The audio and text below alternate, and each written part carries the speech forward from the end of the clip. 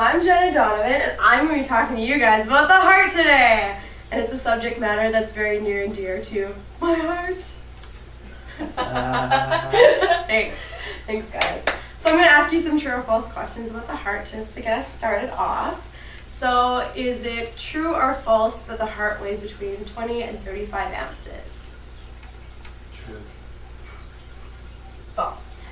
False. It weighs between 9 and 11 ounces, depending on gender, age, etc. So that's for an adult heart. Okay, so true or false? The first heart transplant was performed in 1967. False. No. It's true. Ah. And it wasn't necessarily successful. Well, it was successful in that he actually did it, but she only lived for 15 days afterwards. So that's not so great. No. So true or false, the heart is a muscle. True. Yeah, you got it right. Good job. So true or false, the heart is actually located on top of the lungs in your body. True. False, it's actually located underneath your lungs. Your lungs and your rib cage protect it. Oh. So where do you think in, which body area is the heart located in? Almost center. Okay, yeah, that's actually correct. Most people end up thinking it's off to the left, but it's actually it's mostly center and then just slightly towards the left.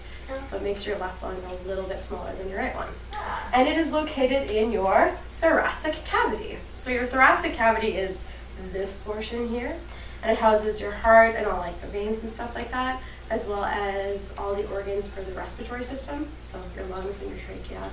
It also has your esophagus, which is part of your digestive system. So the heart is specifically located in the pericardial cavity, which is part of the thoracic cavity.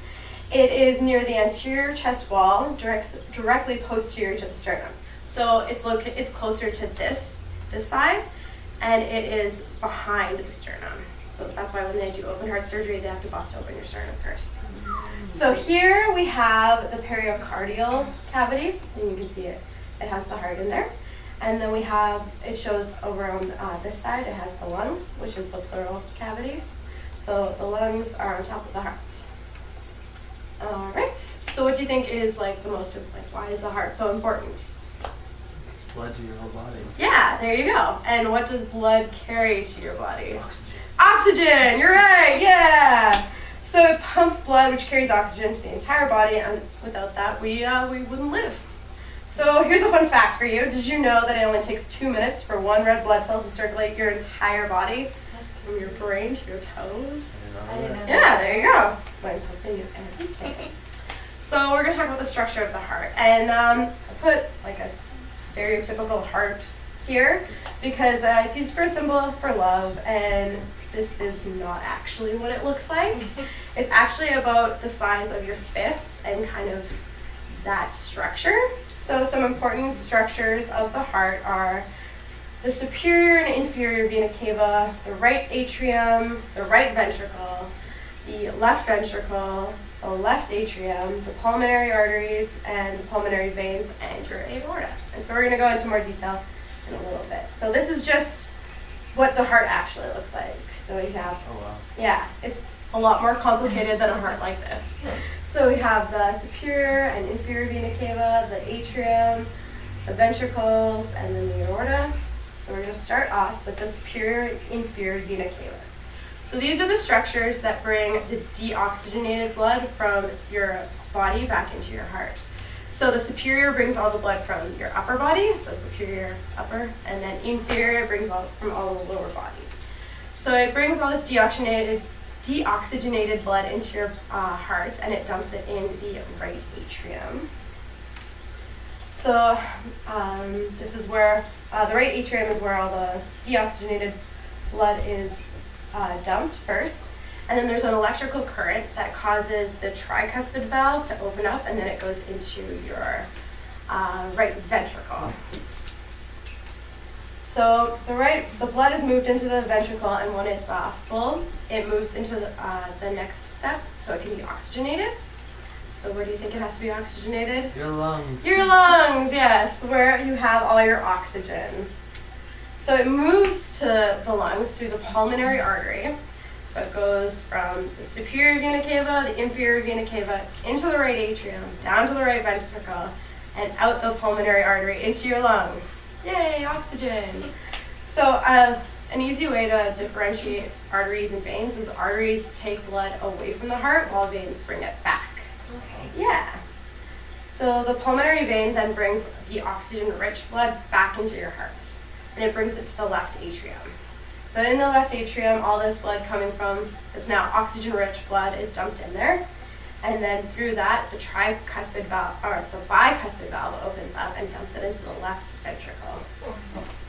And so the left ventricle is actually the most muscular part of your heart. And why do you think that might be? Does the most work? It does the most work, yeah. After it goes into the left ventricle, it has to pump all your blood throughout your entire body.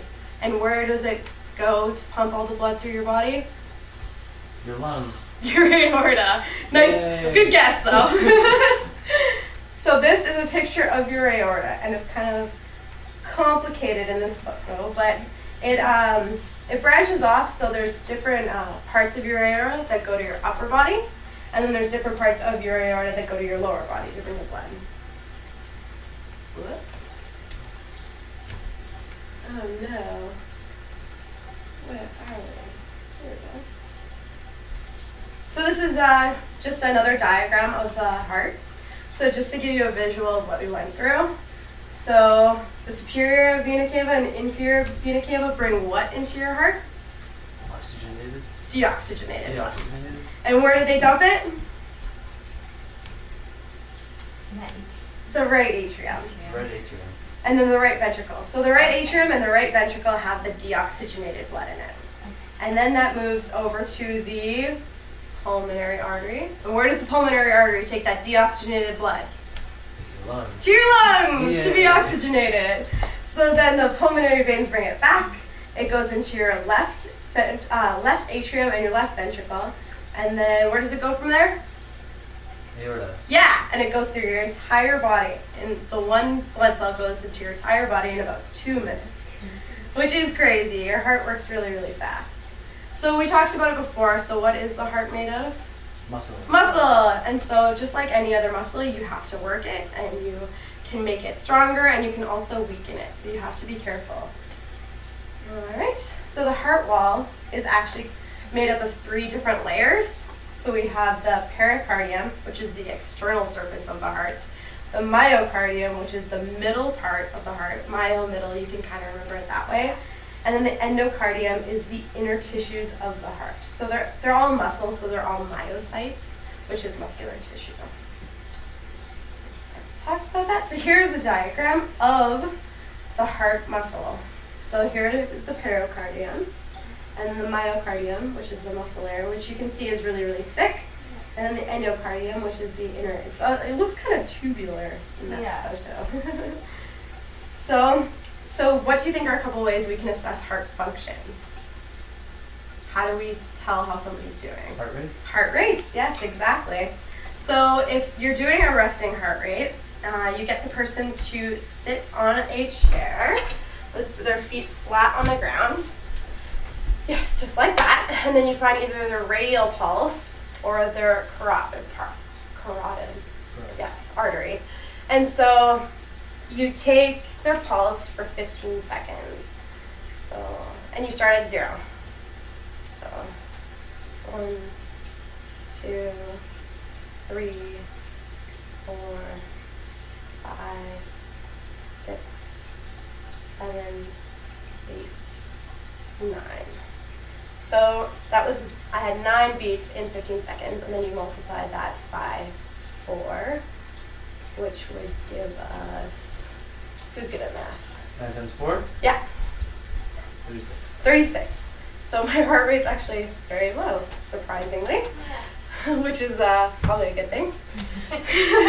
And then another way that we can assess heart function is with blood pressure, which is the diastolic rate over the systolic rate. So what exactly is that? Diastolic rate is the pressure when the heart is relaxed or at rest.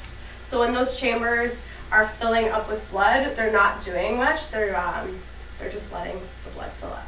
And so that's that. And then the pressure, the systolic is the pressure exerted on the heart and veins when the heart is beating. So when that ventricle is contracted, that's exactly what it is. And I have this ball that's going to show you what the heart looks like when it's beating. So basically they say to grab a tennis ball and then you can kind of see it, but this is close enough. So this is exactly how your heart beats. Mr. Duke can play with that. So I have a link to the Heart and Stroke Foundation, and this kind of gives you an idea of what's a good and what's a bad heart rate or blood pressure. So I took mine earlier, and so my systolic, well, it's actually systolic over diastolic. I think I said it the other way around, but it's the systolic over diastolic. So the systolic is, mine was 115, and my diastolic was 63. And for my age range and everything else, that is in the ideal range.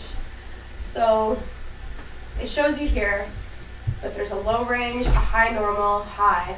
So there's actually, it becomes problematic when your BP is in the high range or the low range. It just is indicative that there is a problem. So for me, when before I had heart surgery, I was actually in the high normal range.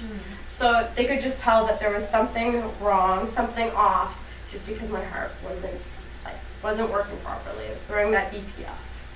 Yeah. So do you guys have any questions, comments, concerns?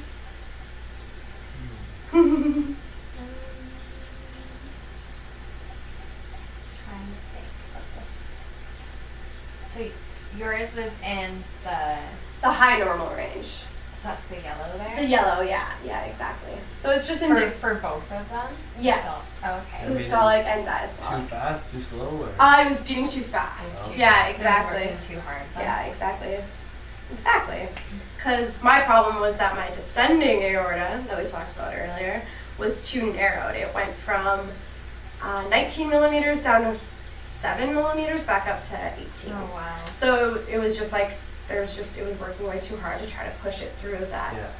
that little narrowed area. And now, as we can see, because I just took my blood pressure earlier, 115 over 63, they fixed it. Obviously, I'm doing good now. And that's the good rate for your age range? Yeah, and for most age ranges, it has it between like 100 and 130 and 60 and 80 for the different ones. So. Okay. And it also depends on your physical level. This is just Yeah. the online thing that they allow you to use, which is a nice. Good. It's good to get an idea. Yeah. All right. Thank Perfect. you. Thank you. I don't know how long.